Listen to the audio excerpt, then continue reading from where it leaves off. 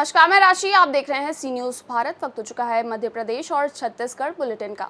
इस बुलेटिन में बात करेंगे इंदौर की, जहां कांग्रेस ने निकाली किसान न्याय यात्रा, और दिखाएंगे खैरागढ़ में कैसे दो बाइक की आपस में हुई जोरदार भिड़ंत। साथ ही जानेंगे सीहोर में क्यों प्रजापति परिवार के लोगों ने जताया विरोध। ऐसी तमाम खबरों पे होगी विस्तार से चर्चा। खबर छिंदवाड़ा से, जो शुक्रवार को कमलनाथ और नकुलनाथ के नेतृत्व में पोला ग्राउंड से न्याय यात्रा को लेकर कमल कुंज में विधानसभा वार्ड कांग्रेस की बैठक रखी गई, जिसमें कांग्रेस के सभी विधायक पदाधिकारी सहित बड़ी संख्या में कार्यकर्ता शामिल हुए।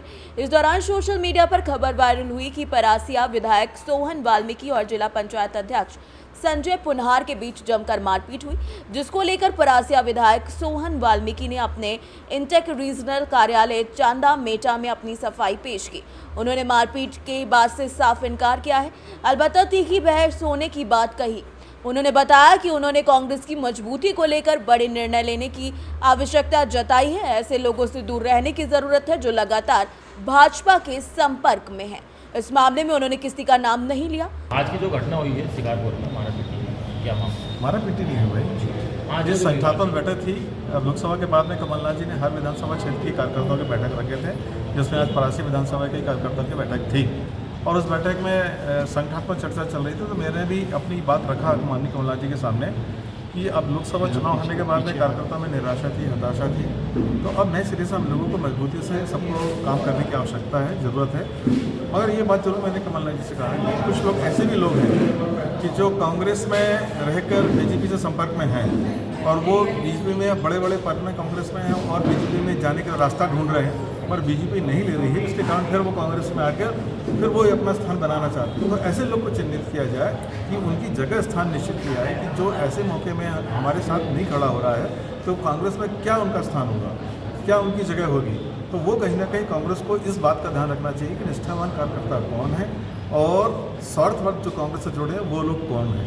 बस इसी लेकर जो थोड़ा मामला था, तो कुछ लोगों को बुरा लगा और जिनको बुरा लगा आप समझ सकते हैं क्यों बुरा लगा।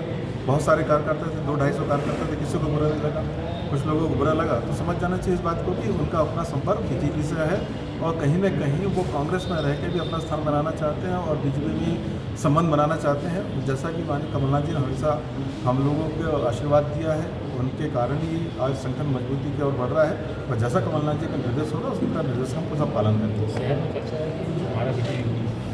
अब देखो, बात विवाद की स्थिति तो बनी थी, मगर ऐसा मारापीटी की कोई स्थिति नहीं है। अब लोग बात बनाते हैं, गलत बात है। ये भी चर्चे की पेशकश नहीं, ऐसा नहीं बोला मैंने। हमने बोला कि भाई अब चिन्हित करना पड़ेगा कि निष्ठावान कौन है और गद्दार लोग कौन है, और यदि नहीं हो पाएगा तो फिर हम लोगों को अपने रास्ता देखना पड़ेगा। परासिया से सी न्यूज़ संवाददाता ललित तिवारी की रिपोर्ट। खबर इंदौर से, जो किसानों की समस्या को लेकर कांग्रेस ने इंदौर में किसान न्याय यात्रा निकाली। इस यात्रा में प्रदेश के पूर्व मुख्यमंत्री दिग्विजय सिंह और कांग्रेस के प्रदेश अध्यक्ष जीतू पटवारी सहित बड़ी संख्या में किसान अपने ट्रैक्टर लेकर शामिल हुए। हालांकि जिला प्रशासन और पुलिस ने शहर की सीमा पर बैरिकेड्स लगाकर इन किसानों को शहर में प्रवेश करने से रोक दिया। आज पूरे प्रदेश में जगह जगह ट्रैक्टर रोके गए, किसानों को रोका गया। आप देखो कि इंदौर में कोई ऐसा रास्ता नहीं बचा था जहां पर डंपर, बैरिकेड, पोकलैंड और सब नहीं लगे हो। मैं मानता हूं कि ये सरकार के अंदर चोर है, इसलिए डरी हुई है। अरे मोहन भैया, आपने कहा था शिवराज जी जब मुख्यमंत्री थे कि हम 3100 के धान के दाम देंगे, 2700 के गेहूं के देंगे। अब मुंह क्यों चुरा रहे हो आप किसान के बेटे? किसान के बेटे अगर 6000 सोयाबीन का मांग करते हैं तो आप ही ने तो कहा था कि हम डबल इनकम करेंगे। इंदौर में भूमि अधिग्रहण का कानून आपने कोलैप्स कर दिया। रोज स्कीम लग रही और करप्शन कर रहे, भूमाफिया हो गई बीजेपी की पूरी सरकार। बीजेपी की आईडी भूमाफिया हो गई, भूमाफिया हो गए बीजेपी की नगर निगम और इसके नेता सब लूटने में लगे हैं। इस पर मौन क्यों है मोहन जी? अरे आपने कहा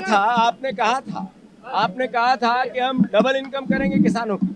ये किसानों के बच्चों को आप कलेक्टर ऑफिस तक नहीं आने देते हो, ये है डबल इनकम। मैं मानता हूँ सरकार डरी हुई है, अलोकतांत्रिक है। आज पूरे मध्य प्रदेश में जिस तरीके से किसानों ने हल्ला बोला है, इस सरकार को एहसास हो गया होगा कि अगर आप किसानों के 3000 रुपये कुंटल के भाव नहीं दोगे 6,000 रुपया सोयाबीन के नहीं दोगे, आप 2700 गेहूं के नहीं दोगे, तो अगली बार किसान के बेटे मंडियां बंद कराएंगे। फिर उसके बाद लाखों की तादाद में विधानसभा के अंदर घुसेंगे। मोहन भैया जागो, आपके खिलाफ षड्यंत्र हो रहा है और आप ही की पार्टी के नेता कर रहे हैं। मैं अनुरोध करना चाहता हूं कि जितनी जल्दी हो किसान के बेटों की सुध लो, आपको सद्बुद्धि आए, भगवान ईश्वर आप किसान की बेटों की सुनो। आप 5 साल मुख्यमंत्री रहो, हम आपको नहीं रोकेंगे, ना आपको अड़ंगे देंगे, केवल विपक्ष की भूमिका निभाए।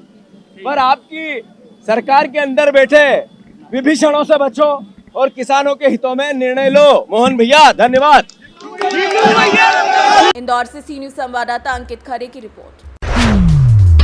खबर खैरागढ़ से, जहां शाम 7 बजे राजनांदगांव मार्ग पर खैरागढ़ के प्रवेश द्वार के पास 2 पहिया वाहनों में जबरदस्त भिड़ंत हो गई, जिसमें एक बाइक सवार की सर में गंभीर चोट लगने की वजह से मौके पर मौत हो गई, जिसका शवगृह में रखा गया है और दूसरे बाइक पर सवार 2 लोगों को गंभीर चोटें आई हैं, जिन्हें खैरागढ़ सिविल अस्पताल लाया गया, जहां प्राथमिक उपचार के बाद दोनों को राजनांदगांव मेडिकल कॉलेज रेफर कर दिया गया है।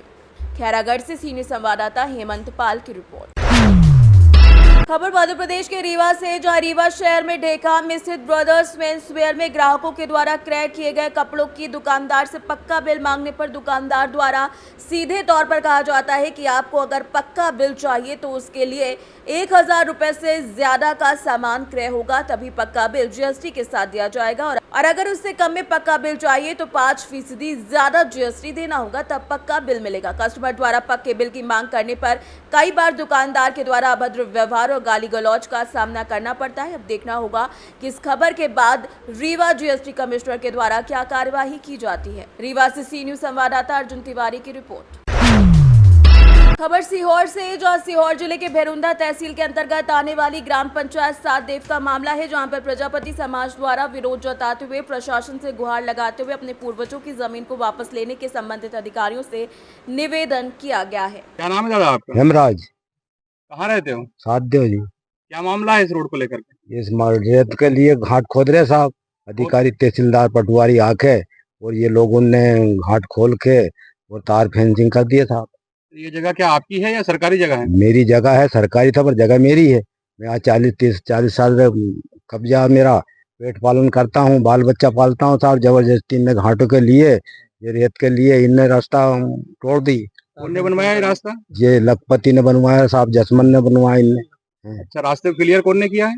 वो नहीं किया मुझे, नायब तहसीलदार ने। और कौन आया था? पटवारी साहब आए, उनने बोला कि अब हमारा काम हो गया, अब तुम संभालो आगे काम। बस अब तुम संभालो, तुम दिखा ये करो। फिर इनने आगे तार फेंसिंग कर दी। तार फेंसिंग कर दिया साहब। तार फेंसिंग कौन ने की है? लखपति ने तार फेंसिंग किया है। और हम कुछ बोलते हैं तो हमको धमकी दी जाती है कि तुमको मार डालेंगे, काट डालेंगे अगर उधर गए तो। ये रास्ता किस कारण से खोला गया है? रेत के लिए। रेत के लिए खोल रहा है साहब, ना कोई उनकी जमीन भी नहीं है नीचे, ना कोई बात है। तो जिन्होंने ये रास्ता खोला है उनका रेत का व्यापार है? हाँ, रेत का बहुत बड़ा व्यापार। उसके बाद 14-15 ट्रैक्टर चलता है, जीबीसी चलती है, पंडू भी चलती है। उनका इस गांव में दबदबा है, वो चक्कर है। आपने शासन प्रशासन से बात की इस बारे में कि भाई ये रास्ता क्यों खोल रहे हैं आप? निकी तो शासन प्रशासन बोलता क्या हो गया, हट जाओ सालों को जेल करवा देंगे। नोटिस दे दिया, कार्रवाई कर दी हमारे दे दिए, हट जाओ सालों ने जेल कर देंगे, तुम 151 लगा देंगे तुम्हें। सर, एक सातदेव घाट पे जो सरकार द्वारा सरकारी ज़मीन का खाली करवाई गई है, ये किस कारण से करवाई? सातदेव में 2 पक्षों के बीच में एक कब्जा और रास्ता विवाद था, जो तहसीलदार के न्यायालय में उसका केस चलाया था, और कुछ लोगों ने पीछे वाले जो किसान है उनका रास्ता बंद कर दिया था। उसको तहसीलदार ने सुनवाई करके उसको रास्ता खुलवाया है। बाकी जमीन खाली नहीं कराई गई है, एक्चुअली में रास्ता अवरुद्ध था, उसको खुलाया गया। सर, उनका कहना है कि हमारा 40 सालों से कब्जा है और हमने किसी को आज तक मना नहीं किया आने जाने का। जब मना नहीं किया तो कोई तकलीफ नहीं होती है। उसी रास्ते को जब मना नहीं किया और खुलवाया गया तो उसको तकलीफ क्या है? दूसरा ये उनका कहना यह है कि ये रास्ता जो रेत माफिया हैं वो आने वाले समय में उसका रेत के लिए दुरुपयोग करेंगे, रेत का अवैध उत्खनन करेंगे। ये संभावना के आधार पर बात कर रहे हैं, जबकि ऐसा नहीं है। अगर करेंगे तो उसके खिलाफ कार्रवाई होगी। आज भी हमने माइनिंग की टीम को भेजा था, माइनिंग की टीम जो है वहाँ जाँच करके आई, देख के आई है कि किसी प्रकार का कोई अवैध उत्खनन नहीं होना चाहिए। तो वो उत्खनन किसी प्रकार का हो भी नहीं रहा है और वो आपस में रेत को लेकर उनके दोनों के पक्षों के इरादे हैं कि वो ये या तो ये निकालें या हम ना निकालें, इस टाइप से उनका वो है, लेकिन हम दोनों को ही जो है वहाँ से रेत निकालने नहीं देंगे। सर दूसरी बात यह है कि जब शासन ने उस जगह को खाली कराई है तब वहाँ किसी व्यक्ति के द्वारा तार फेंसिंग क्यों की गई? और तार फेंसिंग के बारे में हमें जानकारी नहीं है क्या सही मामला है, लेकिन जो है रास्ता खोला गया है। अब बाकी चीज़ें व्यक्तिगत कुछ होंगी, उनको शिकायत करनी चाहिए। अगर कोई तार फेंसिंग करता है तो उसके खिलाफ उनको बात करना चाहिए। सीहोर से सी न्यूज़ संवाददाता रजनी राय की रिपोर्ट। फिलहाल के लिए इस बुलेटिन में बस इतना ही। देश दुनिया की बाकी खबरों के लिए आप देखते रहिए सी न्यूज़ भारत।